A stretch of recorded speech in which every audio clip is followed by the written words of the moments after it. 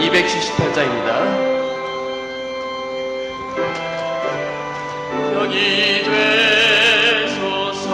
죄악의 죽을 인생을, 죄악의 죽을 인생을 심히 불쌍히 여기사 저 하늘의 영광 버리고 이 세상에 오셨네. 오 사랑의 예수님, 내 맘을 곧 엽니다. 곧 들어와 나와 함께하며 내 생명이 되소서. 공포를 입은 고주는 가시멸관 쓰시고 저 십자가 높이 달리사 그 아픔을 참았네. 오 사랑의 예수님, 내 맘을 곧 엽니다. 곧 들어와 나와 함께하며 내 생명이 되소서. 미련한 우리 인생은 주의 공도를 모르고 그 쓸쓸한 사막 가운데 늘 헤매였네. 오 사랑의 예수님, 내 맘을 곧 엽니다.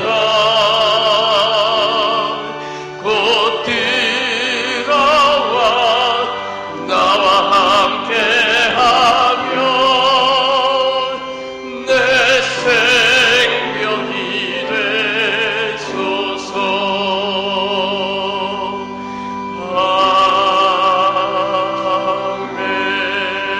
아멘. 찬송가 285장입니다.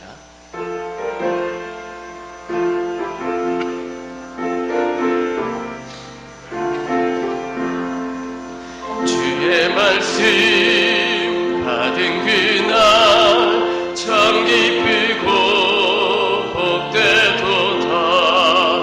이 기쁜 마음 못 이겨서 온 세상에 전하노라. 기쁜 날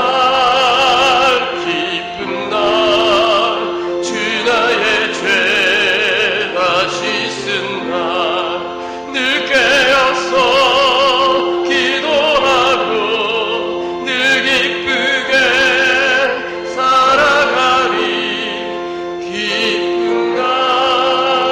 기쁜 날 주 나의 죄 다시 쓴 날 이 좋은 날 내처럼 몸 새 사람이 되었으니 이 몸과 마음 다 바쳐서 영광의 주를 섬기리. 기쁜 날 주 나의 죄 다시 쓴 날 늘 깨어서 기도하고 늘 기쁘게 살아가리.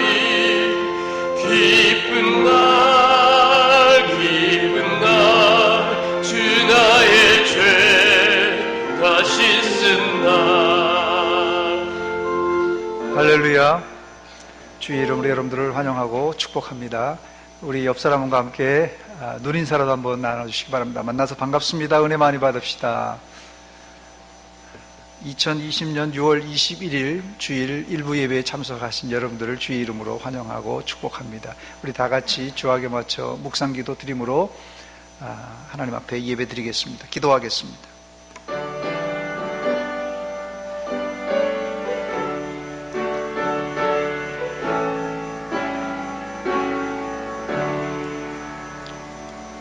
여호와를 기뻐하라. 그가 내 마음의 소원을 내게 이루어 주시리로다. 내 길을 여호와께 맡기라. 그를 의지하면 그가 이루시리라. 아멘. 하나님, 우리 아버지 은혜와 사랑 감사드립니다. 코로나19 바이러스 사태 가운데서도 우리를 안전하게 지켜주시고 여기까지 인도하신 하나님, 오늘 거룩하고 복된 주일을 맞이하여서 하나님 앞에 나와 엎드려 예배드립니다. 우리의 예배를 통하여 홀로 영광받아 주시옵소서. 우리에겐 큰 은혜와 축복의 시간 되게 하시되 한 사람도 그냥 왔다 그냥 돌아가는 심령 없게 하시고 하나님의 은혜로 말미암아 우리의 묶였던 문제들이 풀려지는 역사가 있게 하여 주시옵소서. 예수님의 이름으로 기도하옵나이다. 아멘.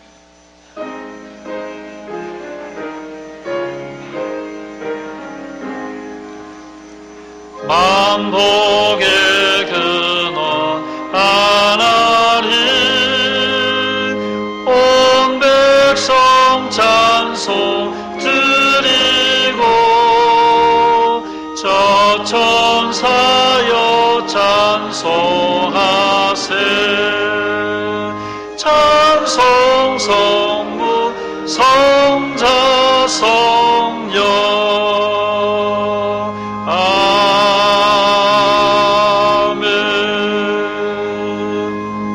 성시교독 교독문제 18번 시편제 31편을 같이 교독합니다.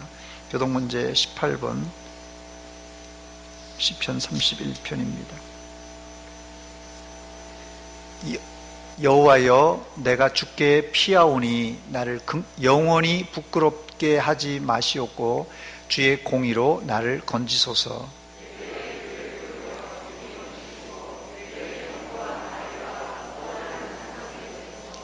주는 나의 반석과 산성이시니 그러므로 주의 이름을 생각하셔서 나를 인도하시고 지도하소서.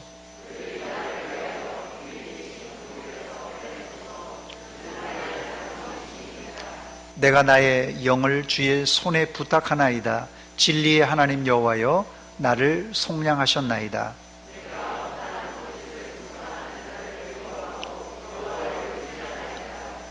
내가 주의 인자하심을 기뻐하며 즐거워할 것은 주께서 나의 고난을 보시고 환난 중에 있는 내 영혼을 아셨으며 수중에 가두지 아니하셨고 내 발을 넓은 곳에 세우셨음이니이다. 아멘. 전능하사 천지를 만드신 하나님 아버지를 내가 믿사오며 그 외아들 우리 주 예수 그리스도를 믿사오니 이는 성령으로 잉태하사 동정녀 마리아에게 나시고 본디오 빌라도에게 고난을 받으사 십자가에 못 박혀 죽으시고 장사한 지 사흘 만에 죽은 자 가운데서 다시 살아나시며 하늘에 오르사 전능하신 하나님의 우편에 앉아 계시다가 저리로서 산자와 죽은 자를 심판하러 오시리라. 성령을 믿사오며 거룩한 공회와 성도가 서로 교통하는 것과 죄를 사하여 주시는 것과 몸이 다시 사는 것과 영원히 사는 것을 믿사옵나이다. 아멘.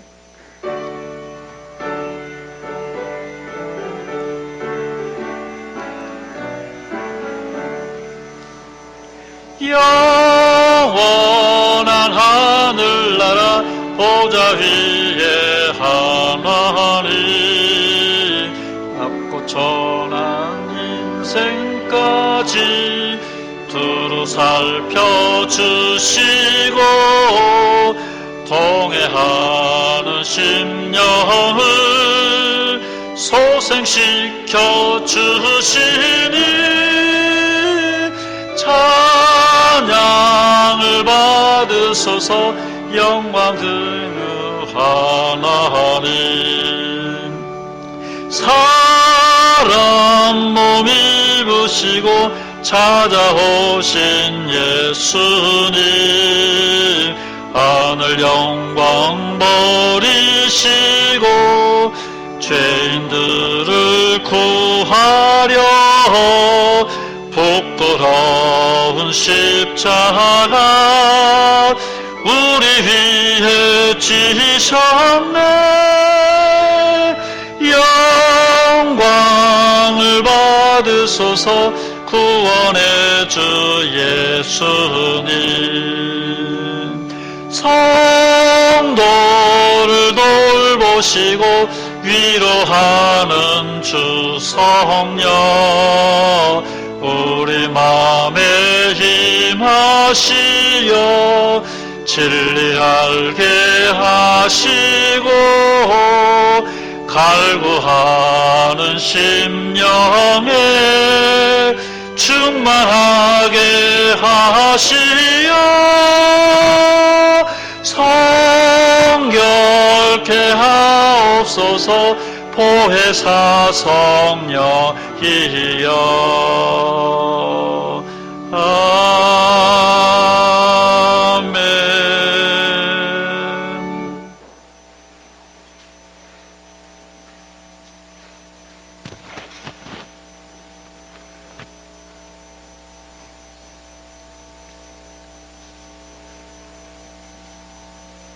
역사를 주관하시는 여호와 하나님 아버지,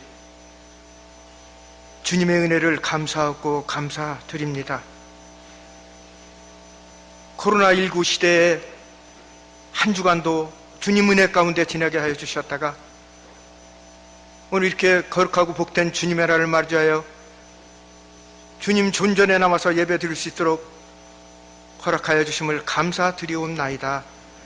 아버지 하나님, 한 주간도 이 코로나19를 시대에 우리들의 삶의 현장에서 온전히 주님이 지켜주시옵시고 주님과 동행할 수 있도록 도와주심을 감사드립니다. 그러나 또한 내 마음 내 뜻대로 주님의 말씀대로 살지 못하고 주님의 말씀을 어기면서 생활하고 행동한 일이 너무나도 많이 있습니다. 아버지 하나님, 이 시간에 용서하여 주시옵시고 회개할 수 있도록 은혜 내려 주셨기만을 바라옵고 원하옵나이다. 아버지 하나님, 이 나라 이 민족을 주님 불쌍히 보시고 긍휼히 여겨 주시옵소서.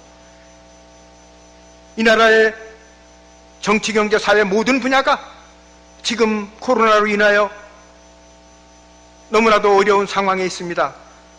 이 어려운 상황에 주님께서 함께해 주사 벗어날 수 있게 도와주시옵시고 코로나로부터 자유함 있게 하여 주셨기만을 또한 간절히 바라옵고 원하옵나이다.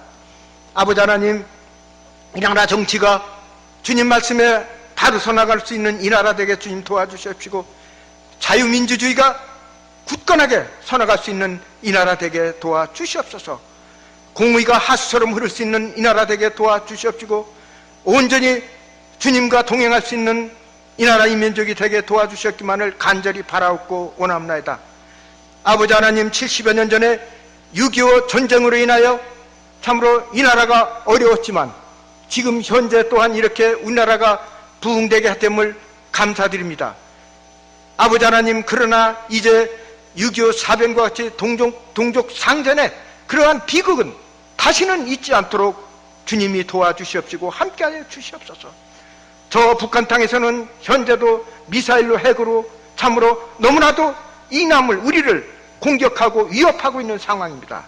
우리는 굳건한 믿음에 살아가게 하여 주시옵시고 또한 저들은 마음을 참으로 고쳐서 평화의 마음을 갖게 하여 주시옵시고 평화적인 남북 통일이 하루속히 이루어질 수 있도록 주님께서 함께하여 주시옵시고 은혜 내려 주시옵소서.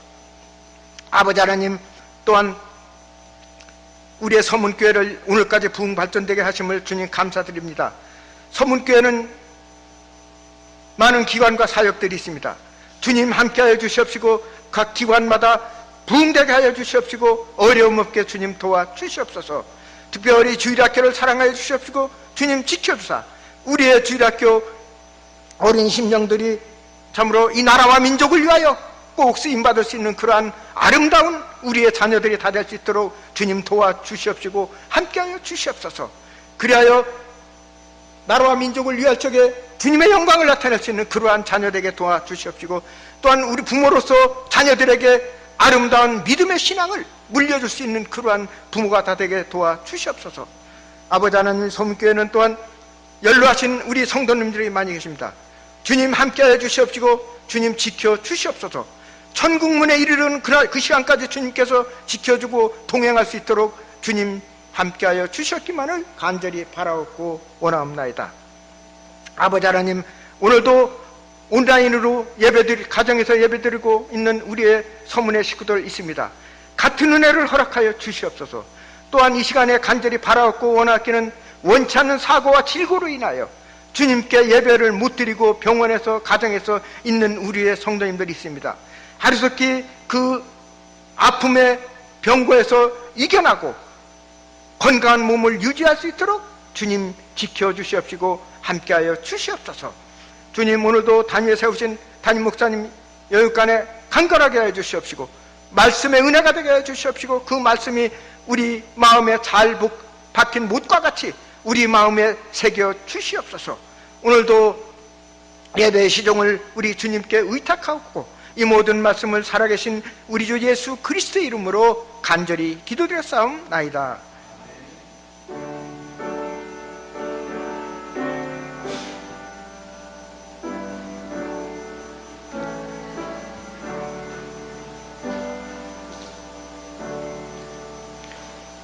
오늘 아침 우리에게 주실 하나님의 말씀은 구약성경 민수기 제26장 1절로 4절까지 제가 말씀을 봉독해 드립니다. 민수기 제26장 1절로 4절입니다. 말씀을 봉독한 후에 김남욱 집사 나와서 특송해 주시겠습니다. 연병 후에 여호와께서 모세와 제사장 아론의 아들 엘르아살에게 말씀하여 이르시되 이스라엘 자손의 온 회중의 총수를 그들의 조상의 가문을 따라 조사하되 이스라엘 중에 20세 이상으로 능히 전쟁에 나갈 만한 모든 자를 계수하라 하시니 모세와 제사장 엘르아살이 여리고 맞은편 요단과 모압 평지에서 그들에게 전하여 이르되 여호와께서 애굽 땅에서 나온 모세와 이스라엘 자손에게 명령하신 대로 너희는 20세 이상 된 자를 계수하라 하니라. 아멘.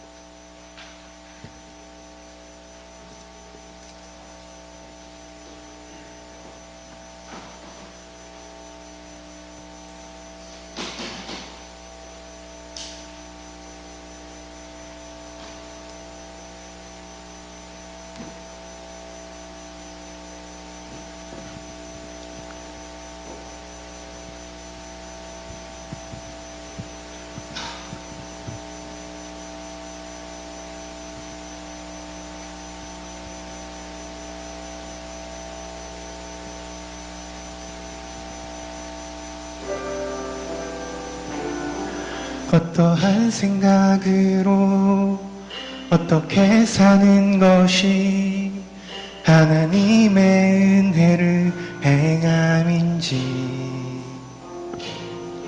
오늘 하는 일들이, 오늘 하는 말들이 아름다운 믿음으로 남기를,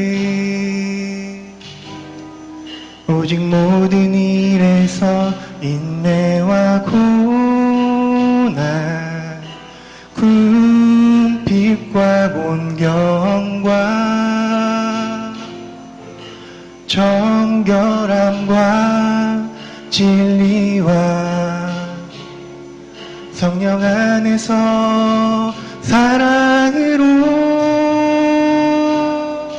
우리는 근심하는 자 같으나 항상 기뻐하고 항상 감사하며, 가난한 자 같으나 많은 사람을 부욕해 하는 모든 것 소유한 자 하나님의 예배자. 어떠한 생각으로 어떻게 사는 것이 하나님의 은혜를 행함인지 오늘 하는 일들이 오늘 하는 말들이 아름다운 믿음으로 남기를 오직 모든 일에서 인내와 고난 궁핍과 곤경과 정결함과 진리와 성령 안에서 사랑으로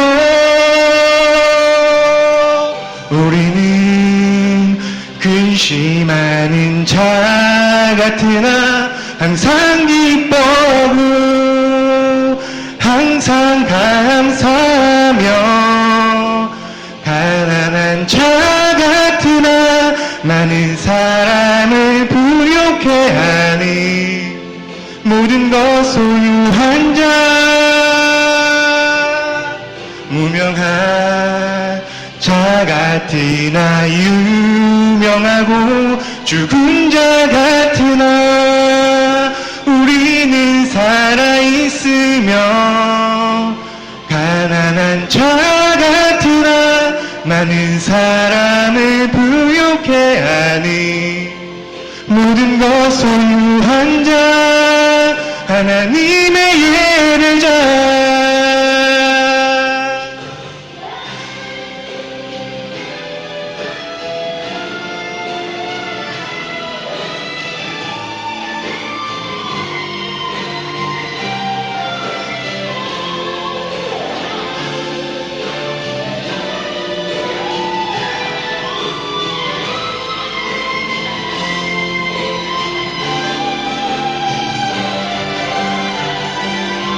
우리는 근심하는 자 같으나 항상 기뻐하고 항상 감사하며 가난한 자 같으나 많은 사람을 부욕해 하는 모든 것 소유한 자 하나님의 예배자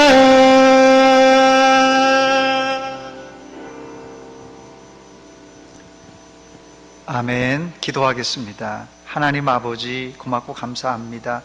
이 아침에 저희들 하나님 앞에 나와서 예배 드릴 수 있는 귀한 은혜 베풀어 주신 것 감사드립니다. 아름다운 찬양으로 김남욱 집사 하나님께 영광 돌렸습니다. 이 찬양을 받아 주시옵고 우리가 온전한 예배자로 회복되게 하여 주시옵소서. 말씀 듣는 시간입니다. 하나님 말씀 가운데 꿀송이 꿀보다도 더 단 말씀을 맛보게 하여 주시옵고 하나님의 은혜로 말미암아 우리의 심령이 새롭게 변하는 시간 되게 하여 주시옵소서. 예수님의 이름으로 기도하옵나이다. 아멘. 할렐루야. 지난주 우리는 이스라엘이 젖과 꿀이 흐르는 가나안 땅에 들어가기 직전에 모압 땅 이 시딤에서 음행하다가 24,000명이 전염병으로 죽임을 당하는 그런 참사를 살펴보았습니다. 24,000명이 한자리에서 죽임을 당하는 사건, 현대나 고대나 아주 충격적인 사건입니다. 사망자 24,000명과 연결된 가족들을 따져보면 전 이스라엘이 상갓집 분위기입니다. 그러나 이스라엘은 언제까지 슬퍼만 할 수가 없었습니다. 왜냐하면 그들 앞에는 넘실거리는 요단강과 중무장한 이 가나안 족속이 기다리고 있었기 때문에 그렇습니다. 가나안 땅에 들어가기 직전에 이런 위기를 만난 이스라엘, 이 이스라엘에게 돌파구가 무엇이었습니까? 그것은 다름 아닌 인구조사였습니다. 하나님은 요단강을 건너 가나안 땅에 들어가기 직전에 이스라엘에게 인구조사를 하라고 명하셨습니다. 사실 인구조사는 이스라엘이 출애굽한 직후에 했던 적이 있습니다. 벌써 40년 전 정확하게는 38년 전에 했던 조사입니다.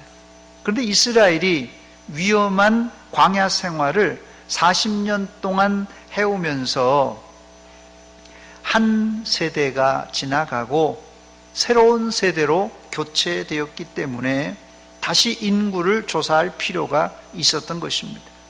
오늘 저는 여러분들과 함께 제2차 인구 조사를 하라고 하신 하나님의 의도를 살펴보면서 우리가 요즘 이 코로나19 때문에 사회는 물론 이 교회까지도 어수선한데 이럴 때일수록 천국에 들어가려면 어떤 준비를 해야 하는지 살펴보며 함께 은혜를 나누기를 원합니다. 먼저 첫 번째 오늘 본문 1절 말씀에 보니까 연병 후에 이렇게 기록하고 있습니다. 연병 후에 이렇게 시작합니다.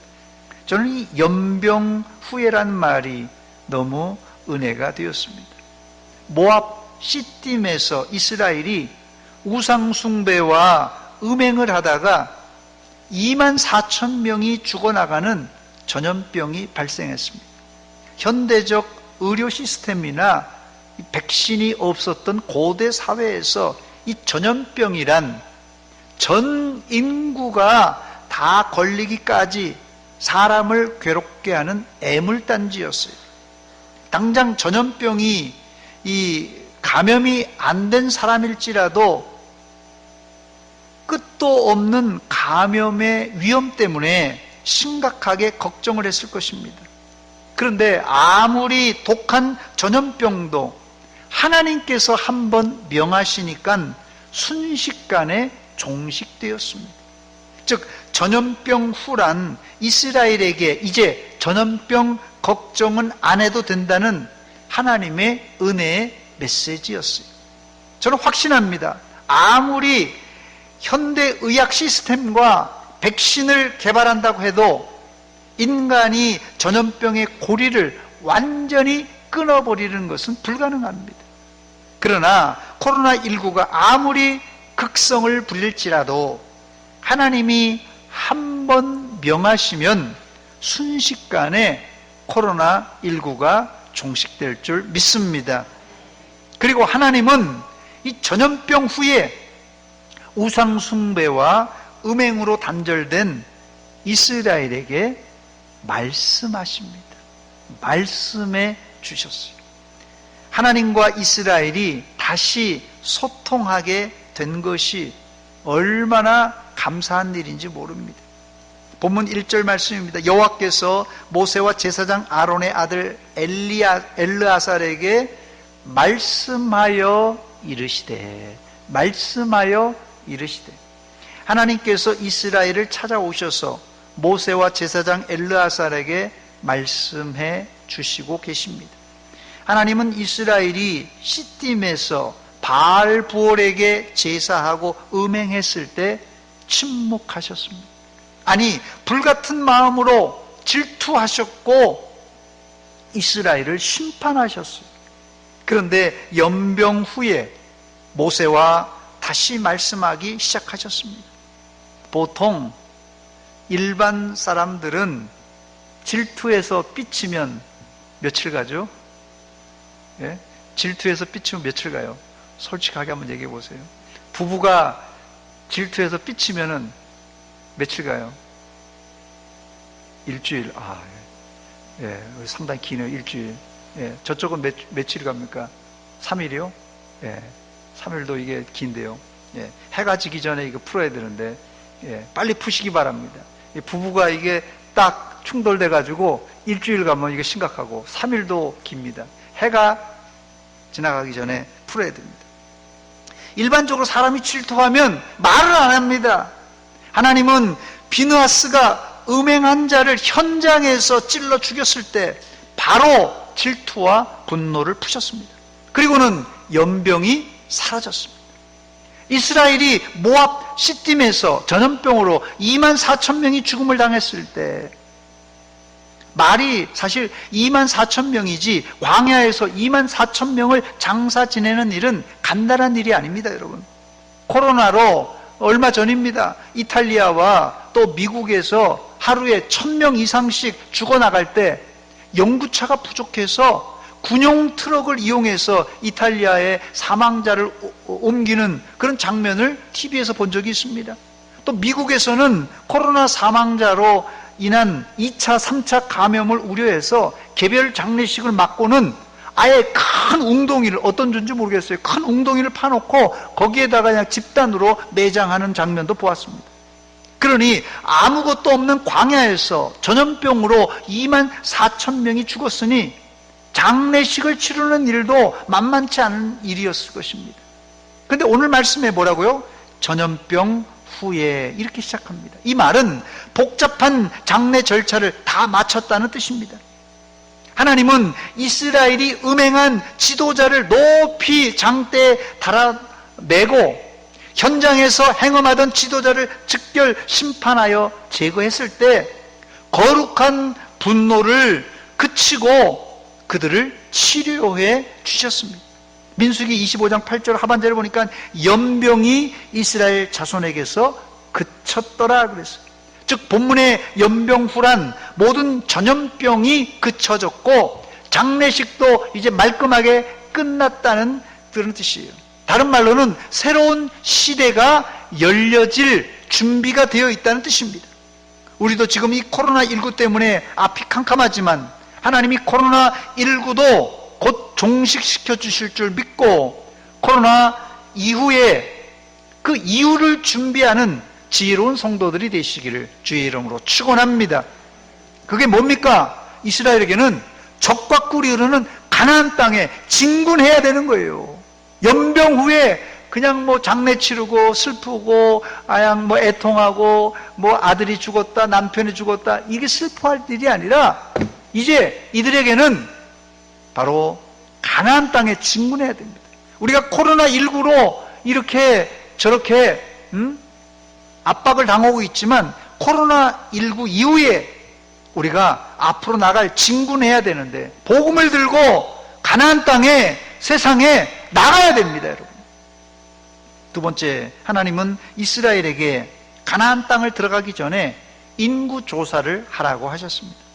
군대 갔다 온 사람들은 군대에서 제일 힘든 것은 제식 훈련도 유격 훈련도 아니라 제가 제일 힘들었던 것이 매일같이 하는 점호, 아침 저녁으로 하는 점호, 그리고 불침범이나 이 보초 근무, 이 두 가지만 없어도 군대 근무할 만합니다. 우리 남자분들은 아마 다 그럴 거예요.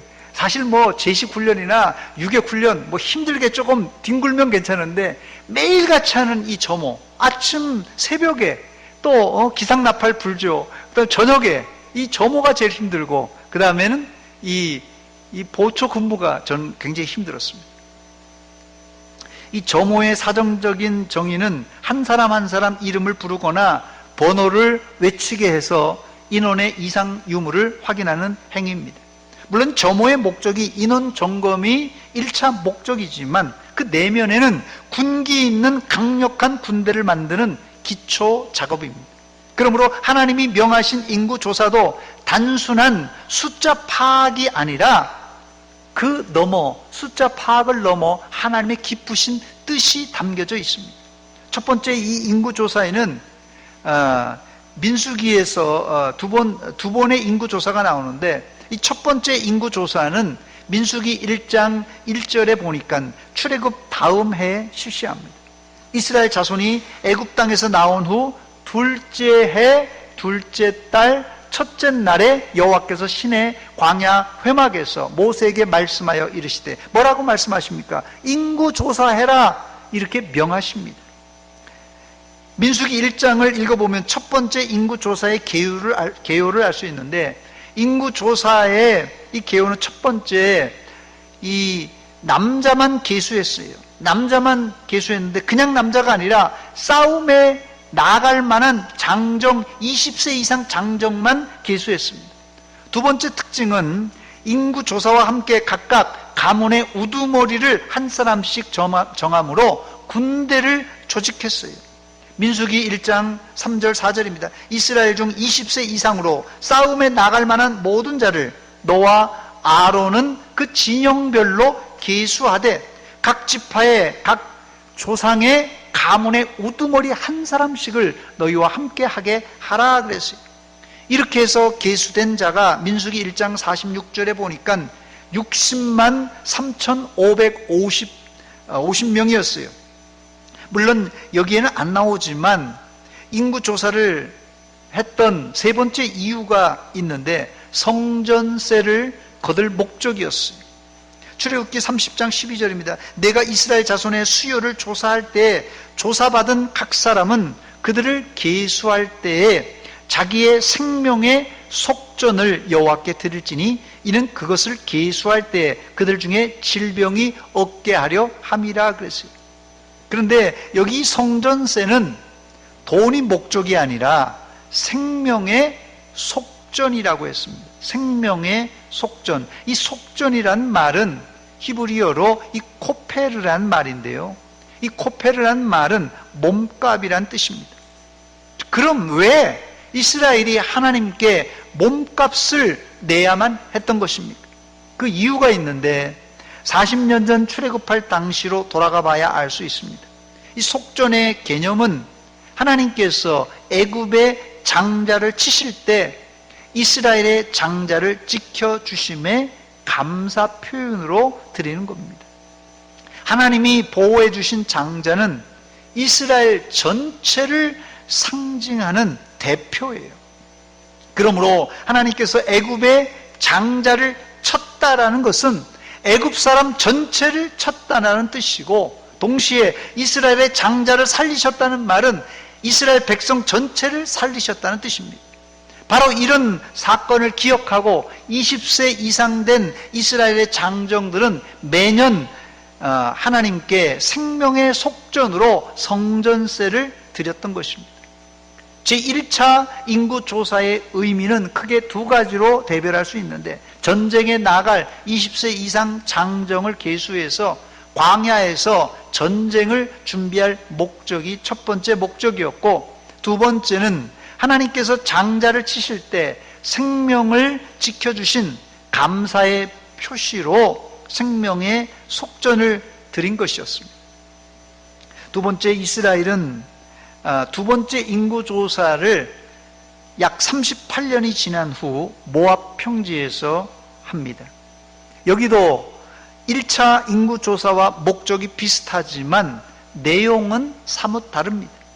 1차 때는 출애굽한 사람을 계수한 것이라면 2차 때는 40년 광야를 무사히 건너와서 젖과 꿀이 흐르는 가나안 땅에 들어갈 사람을 계수한 것이 큰 차이입니다. 아마 이스라엘은 2차 인구조사를 통해서 단순히 장정의 숫자만 계수한 것이 아니라 여러 가지 깨달음이 있었을 것입니다. 천국에 가면 3번 놀랜다고 합니다. 첫째 놀라는 것은 저 사람은 천국에 안 올 것 같은데, 저 못된 사람은 천국에서 안 만날 것 같은데 가서 보니까 천국에 가니까 그 사람이 있네? 그래서 놀래고, 두 번째로는 분명히 우리 교회 모모 집사님, 모모 성도님은 꼭 천국에서 만날 줄 알았는데 가니까 천국에서 없네? 그래서 놀랜다고 합니다. 세 번째 놀라는 것은 내가 천국에 와 있네. 내가 천국에 와 있는 걸 보고 놀랜다고 합니다. 아마 이스라엘도 같은 심정이었을 것입니다. 이스라엘이 생각할 때 지금 인구조사에서 계수된 자들이 특별히 잘난 것 없는데 인구조사 안에 들어와 있어서, 즉 생존에 있어서 놀라고, 두 번째 놀란 것은 꼭 인구조사 안에 계수되어서 가나안 땅에 들어갈 것 같은 사람이 빠져 있어서 놀랬을 것입니다. 눈에 띄는 사람이 누굽니까? 바로 모세와 아론입니다. 아론은 이미 민수기 20장 28절에 호르산에서 죽습니다. 죽은 이후에 모세가 아론의 옷을 벗겨 그의 아들 엘르아살에게 입힘에 아론이 그 산 꼭대기에서 죽으니라. 모세와 엘르아살이 산에서 내려왔다 그랬습니다. 이 호르산에서 죽은 거예요. 그 인구조사 안에 들어오지 못했어요. 아론 같은 우리 위대한 지도자는 2차 인구조사에 꼭 들어와야 될 사람 아니겠어요? 없어요. 또 모세는 2차 인구 조사할 때까지만 해도 있었지만 그 뒤로 가나안 땅이 훤히 보이는 느보산에 올라가서 그 생을 마감합니다. 거기에다가 아론의 두 아들 제사장 나답과 아비후도 2차 인구 조사에 들어가지 못합니다. 레위기 10장 1절 2절입니다. 아론의 아들 나답과 아비후가 각기 향로를 가져다가 여호와께서 명하시지 아니한 다른 불을 담아 여호와 앞에 분향하였더니 그랬어요. 불이 여호와 앞에서 나와 그들을 삼킴에 그들이 여호와 앞에서 죽은지라 그랬어요. 죽었어요. 당연히 2차 인구 조사에 들지 못했습니다. 민수기 16장 35절에 보면 이들과 함께 250명이 하나님의 불에 타 죽었어요. 민수기 16장 49절에 보니까 이 사람들 외에 전염병으로 14,700명이 죽습니다. 고라의 일로 죽은 자 외에 연병에 죽은 자가 14,700명이었더라. 고라 사건 이후에도 광야에서 불평하다가 불뱀에 물려 죽은 사람이 많았다고 성경은 기록합니다. 모압 평지에서 이스라엘이 2차 인구 조사를 하면서 그들의 머릿속에 이번 인구 조사에 꼭 있어야 될 사람이 빠져 있다는 사실을 확인하고 그들은 어떤 생각을 했을까요? 아마 자신이 2차 인구 조사 안에 들어서 가나안 땅에 들어갈 수 있다는 기쁨보다는 꼭 들어가야 될 사람이 빠져 있는 것을 보고 상당히 두려워했을 것입니다. 그럼에도 불구하고 제2차 인구 조사를 하고 이스라엘 백성들에게는 잔잔한 감사가 있었습니다. 험악한 광야 40년 동안 하나님이 먹이시고 입히시고 인도하셔서 여기까지 오게 된 것이 하나님의 크신 은혜였기 때문입니다. 이것을 은혜라고 느끼지 못하는 사람은 가나안 땅에 들어갈 그런 자격이 없는 사람이에요. 더 감사한 것은 2차 인구를 해보니까 본문 51절에 인구가 총 60만 1,730명이었다고 성경은 기록합니다. 60만 1,730명. 이 40년 전에 인구 조사에 60만 3,550명이었는데 40년 후 60만 1,730명으로 정확하게 1,820명이 감소했습니다. 그런데 여러분 40년 험악한 광야 가운데 1,820명이 감소한 것은 사실 감소도 아닙니다. 엄밀하게 말하면 인구조사 바로 앞전에 일어났던 불뱀에 물려 죽은 사건과 또 모압 시딤에서 음행 사건만 아니었어도 40년 전보다 최소 3만 명 이상 이스라엘의 인구가 불어났을 것이라는 것이 이 성경학자들의 추측입니다.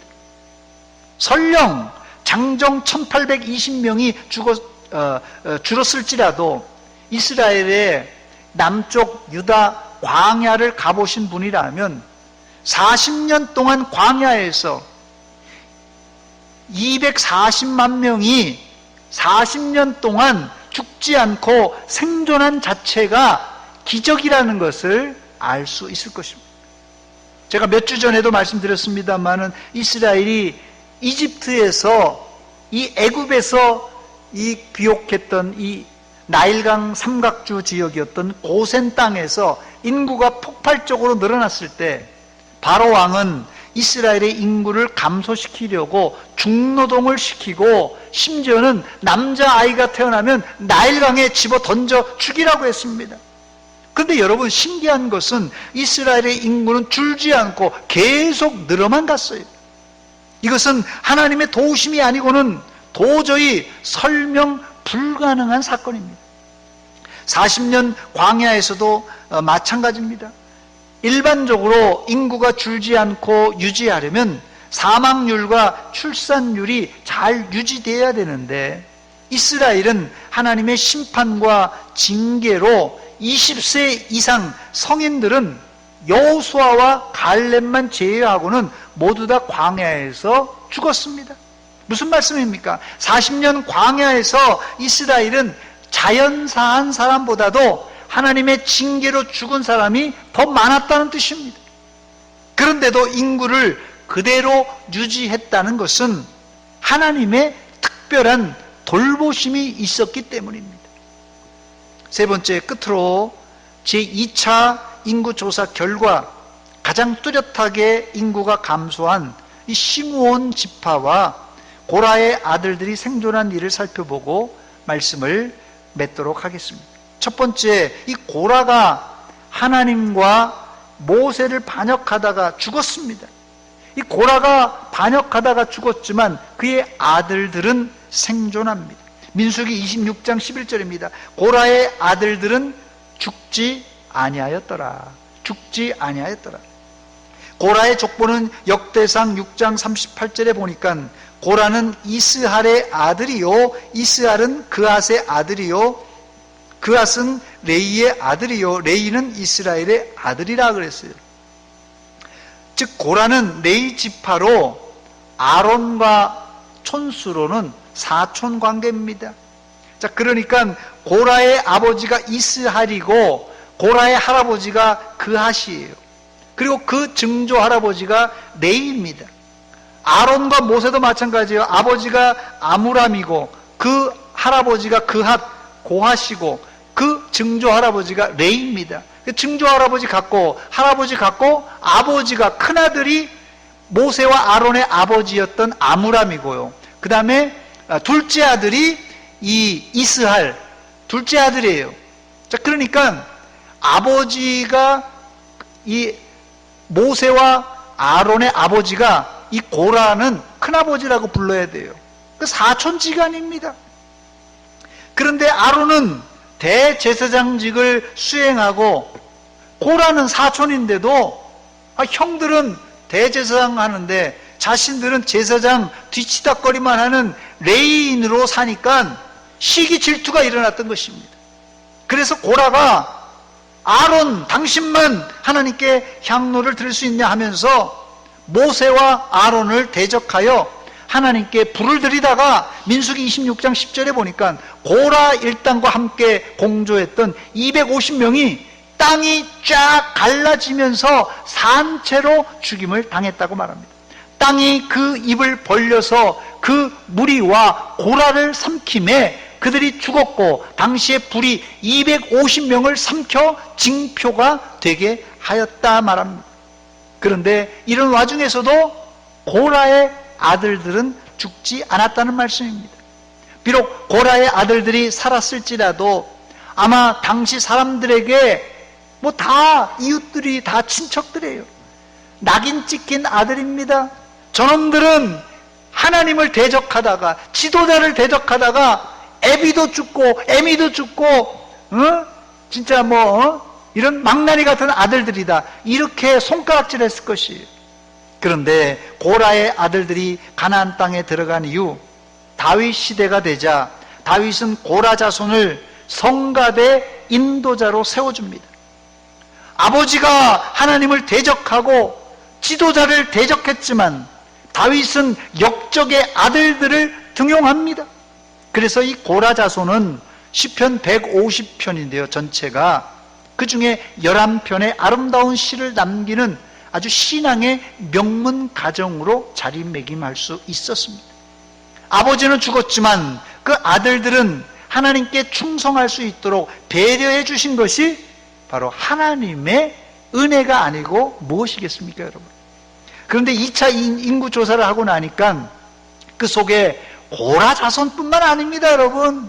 고라 자손뿐만 아니라 말 못할 가정사가 이 2차 인구 조사 안에 그대로 드러났습니다. 우리가 잘 알듯이 민수기 26장 19절 이하에 보니까 유다 가정이 등장하는데 큰아들 에르, 둘째 아들 오난 하나님께 불순종하다가 죽임을 당합니다. 그리고 유다가 이 며느리 다말과 함께 이제 결혼해서 쌍둥이를 낳는 그런 일이 족보에 기록되어 있어요. 족보를 들춰보면은 가정의 애환이 다 그대로 드러나 있습니다. 이건 뭐 유다 가정, 고라 가정뿐만 아닙니다. 여러분 가정도 조사하면 다 드러납니다. 사실 말 못할 가정사들은 어느 가정마다 한 가지 이상씩은 다 가지고 있습니다. 만약에 가정에 이런 이 어려운 일이 없다면 가족 구성원들이 모두 다가 날개가 달린 천사들만 모였을 것입니다. 두 번째 인구 조사를 통하여 알 수 있는 특이한 점은, 두 번째, 시므온 지파의 인구가 눈에 띄게 줄었습니다. 12지파 중에 이 시므온 지파가 인구가 아주 현격하게 줄었어요. 제2차 인구조사 때 12지파의 인구조사 결과 표를 제가 하나 준비했습니다. 표를 한번 보여주시기 바랍니다. 저게 잘 보일지 모르겠는데요. 저 보면 남쪽, 동쪽, 서쪽, 북쪽 이 세 지파씩, 12지파니까요. 세 지파씩 동서남북으로 딱 세 지파 이렇게 법궤를 중심으로 해서 진군해 나갔어요. 동서남북으로 딱 진영을 해서. 근데 제일 처음에 남쪽 지파가 나오는데, 남쪽 진영인데 지파의 첫째 아들 루벤, 둘째 누굽니까? 시므온이에요. 시므온이 1차 조사 때는 59,320명이었는데 2차 조사 때는 22,020명으로 확 줄어버렸어요. 37,100명이 줄었어요. 남쪽 진영은 총 다해서 45,020명이 줄었습니다. 왜 유독 시므온 지파가 절반 이상 줄어서 22,200명이 된 것입니까? 시므온은 1차 인구조사 때는 59,320명으로 12지파 중에 3위에 랭크됐어요. 3위로 인구가 많았던 지파입니다. 근데 2차 인구조사를 해보니까 꼴찌가 되어버렸어요. 그 이유를 주경학자들은 마지막 관문이었던 모압 시딤에서 시므온 지파는 지도자를 비롯한 지파의 많은 사람들이 바알 부올의 제사에 참여하여 음행한 결과였다고 해석합니다. 민수기 25장 14절입니다. 죽임을 당한 이스라엘 남자 곧 미디안 여인과 함께 죽임을 당한 자의 이름은 시므리니 살루의 아들이요 시므온인의 조상의 가문 중 한 지도자였다 말합니다. 음행하다가 비느하스에게 창에 찔려 죽은 사람이 시므온 지파의 지도자였던 시므리였어요. 한 지파의 지도자가 음행을 저질렀으니 그 지파 대부분이 지도자를 따라서 덩달아 바알부올 제사 드리는데 참석하고 음행을 하다가 지파의 3분의 2가 연병으로 죽임을 당하므로 지파가 완전히 쪼그라들었습니다. 더 슬픈 사실은 가나안 땅에 들어가서도 시므온 지파는 땅도 제대로 분배받지 못해서 유다 지파의 땅을 일부 제공받습니다. 그나마 세월이 지나고 나서 시므온 지파는 역사 속에 온데간데 없어지고 유다 지파의 흡수에 흡수되어 버립니다. 우리가 현실만 보면 하나님을 잘 믿는 사람인지 잘못 믿는 사람인지 우리가 구분할 수가 없어요. 누가 잘 믿는 사람인지 잘못 믿는 사람인지 별 차이가 없어 보입니다. 오히려 안 믿는 사람이, 오히려 잘못 믿는 사람이 건강하고 더 잘 먹고 잘 사는 것 같이 보입니다. 그러나 여러분, 우리의 인생은 1년, 2년으로 끝나지 않고 최소 한 세대 30년, 전 평생 60년을 지나봐야 내가 잘 살았는가, 우리 가문이 믿음의 명문 가문인가 아닌가를 알 수가 있습니다. 오늘 설교를 통하여 여러분 가정의 식구들을 한번 계수해 보시기 바랍니다. 부모님은 생존해 계신가? 하늘나라에 올라가셨는가? 자녀들은 몇 명인가? 내가 자녀를 몇 명을 낳았는데 현재 몇 명이 생존해 있는가? 또 손주는 몇 명인가? 또 부모님은 생존해 계시다면 예수를 믿는가 안 믿는가? 자녀들은 예수를 지금 잘 믿고 있는가 아닌가? 손주들은 예수를 잘 믿는가? 여러분의 가정의 인구조사를 한번 해보세요. 이 생물학적인 숫자를 한번 계수해 보시고 영적인 계수를 한번 해 보시기 바랍니다. 말씀을 맺습니다. 베들레헴 예수님 탄생 기념교회에 들어가려면 아주 작은 문으로 들어가야 됩니다. 제가 사진을 한 장 준비했습니다. 한번 보여주시기 바랍니다. 예, 왼쪽 사진은 제가 직접 찍은 거고 오른쪽 사진은 제가 인터넷에서 따온 사진입니다. 저렇게 저 사진이 저도 저기를 들어가 봤는데요. 모두 다 저렇게 이렇게 숙이고 들어가야 됩니다. 저 뭐 사정이 있는 건물인데요. 어쨌든 저 문이 저렇게 돼 있어요. 그래서 많은 그 성지순례 갔다 오신 목사님들이 천국은 겸손한 자가 들어갈 수 있다 이런 말을 합니다.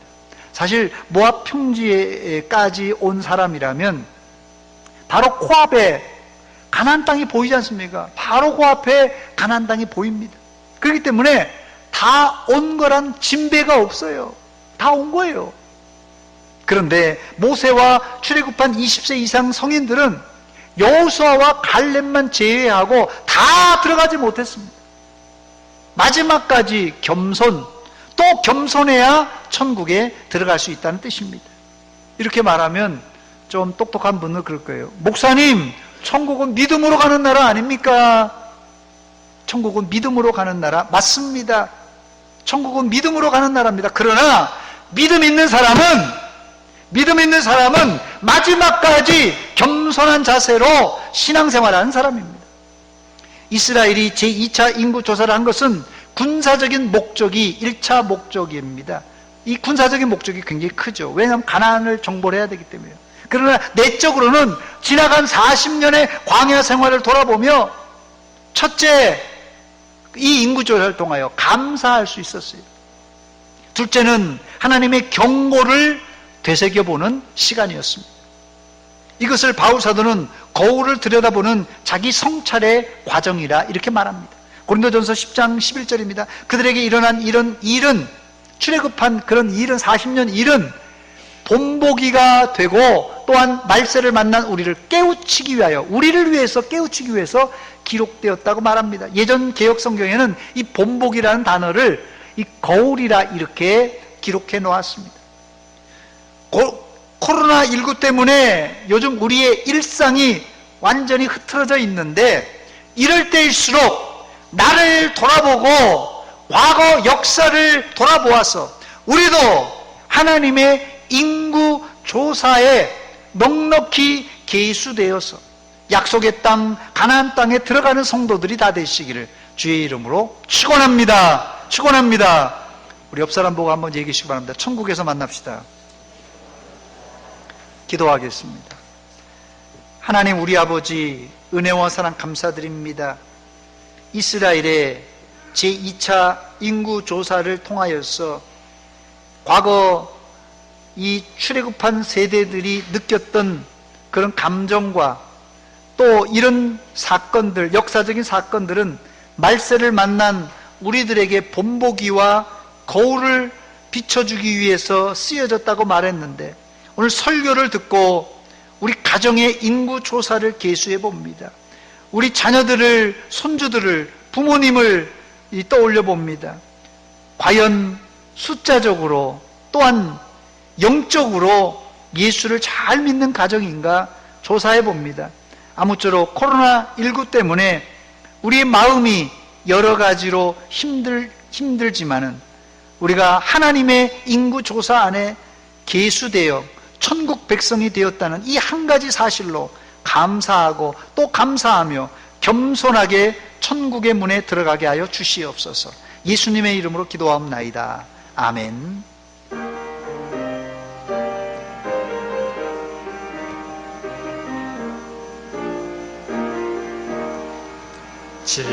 지금까지 지내온 것 주의 크신 은혜라 한이 없는 주의 사랑 이루 말하랴 자나깨나 주의 손이 항상 살펴주시고 모든 일을 주 안에서 형통하게 하시네.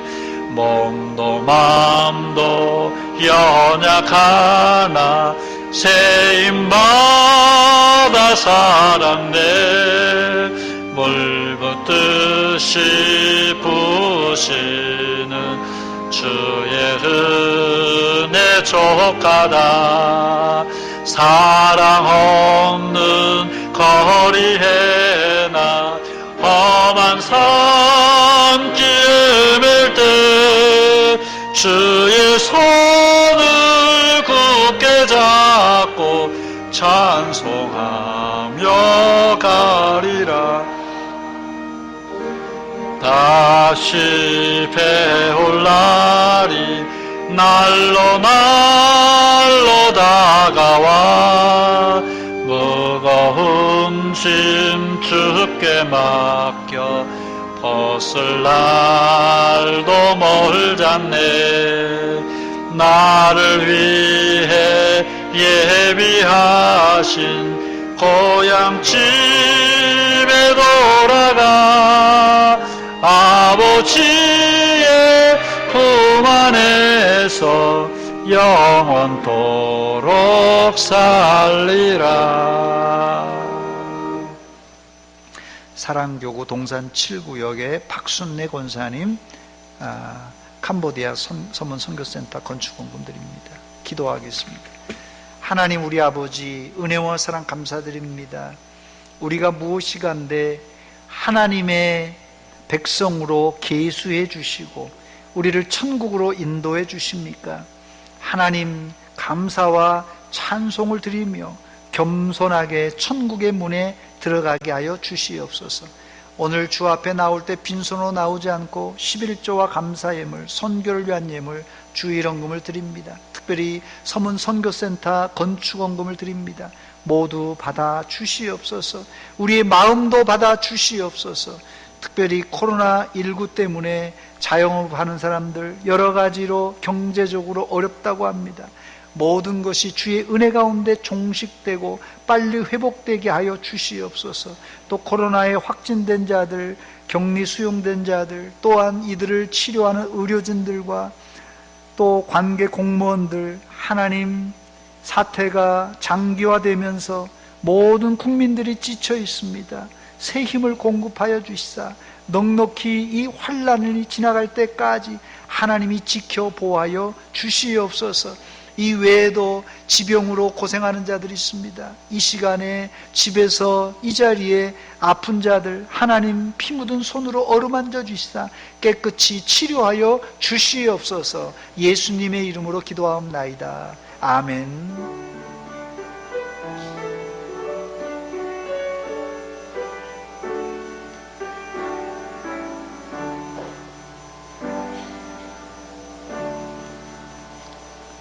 기쁨의 동산 작은 천국 대전 서문교회 찾아 나오신 여러분들을 주의 이름으로 환영하고 축복합니다. 6월 한 달 점심 식사와 오후 예배 또 소모임들이 모이지 않습니다. 사실 어제 또 이 뉴스에서 다 보셨겠지만 이 대전시에서 고강도 거리 두기를 2주간 또 실시하기로 했습니다. 이 대전과 충청 지역에 계속해서 확진자들이 생겨나면서 수도권을 이어서 대전 또 전주까지 이렇게 확진자들이 점점 늘어나고 있습니다. 여러분들이 개인 위생에 철저하게 이렇게 조심해 주시고 또 여러분들이 모일 때는 나를 위해서가 아니라 상대방을 위해서 조심해 주는 겁니다. 마스크를 쓰는 것도 나를 위해서도지만 상대방을 위해서 해줘야 됩니다. 그래서 여러분들이 손도 철저하게 주시고 지금 확진자들이 여기 왔다 갔다 지금 이 문화동 일대 지금 다 왔다 갔다 하고 있습니다. 여러분들 철저하게 관리를 잘 해 주시기 바랍니다. 온라인으로 예배 드리는 분들을 위해서 헌금 계좌를 이렇게 열어놨습니다. 여러분들이 자유롭게 이용해 주시기 바랍니다. 또 6월부터 유아 1, 2부를 제외한 어아나와 청소년부, 청년부들이 모입니다만은 제가 신신당부를 드렸습니다. 우리 교육자들에게도 7가지 수칙을 잘 지키고 여러 가지로 좀 자제를 좀 해달라는 이제 부탁을 드렸습니다. 어제 또 방역도 아주 철저하게 저희가 지금 하고 있고, 또 여기 또 환기를 시키기 위해서 이 팬도 여러 군데 이쪽으로 좀 달아놨습니다. 안 보이지만 지금 여기서 환기를 계속 시키고 있습니다. 여러분들이 예배당 안전하게 오실 수 있도록 저희가 철저하게 소독하고 환기를 시키기 위해서 이 팬도 여러 가지 몇 개 달았습니다. 이쪽 2개, 3개 달았고 이쪽에도 다 달아서 예배 끝나고 또 환기를 시키고 또 2부 예배를 준비를 합니다. 여러분들이 잘 협조를 해 주시기 바랍니다. 결혼 광고입니다. 사랑교구 극동 2구역 오재섭 성도 정성자 권사님 장녀 태화양 결혼이 돌아온 토요일날 오전 11시에 호텔 선샤인 웨딩홀 2층 컨벤션 홀입니다. 교회에서는 10시 20분에 출발합니다. 많이 가셔서 축하해 주시기 바랍니다. 서문 사명선 한번 같이 낭독하겠습니다. 시작. 나는 구원받은 하나님의 자녀로서 말씀, 기도, 찬양으로 하나님을 열정적으로 사랑하고 선교, 긍휼, 봉사로 이웃을 뜨겁게 사랑하는 날마다 새로운 피조물이 되겠습니다. 아멘. 기도하겠습니다. 이제는 우리 구주 예수 그리스도의 은혜와 하나님 우리 아버지의 극진하신 사랑과 성령 하나님의 교통하심이 오늘 하나님의 말씀을 듣고 하나님의 천국 인구조사에 계수된 것을 감사하며 겸손하게 그 문에 들어가기를 소원하는 사랑하는 성도들 머리 위에와 저들의 가정 위에 이제로부터 영원토록 함께 있을지어다. 아멘.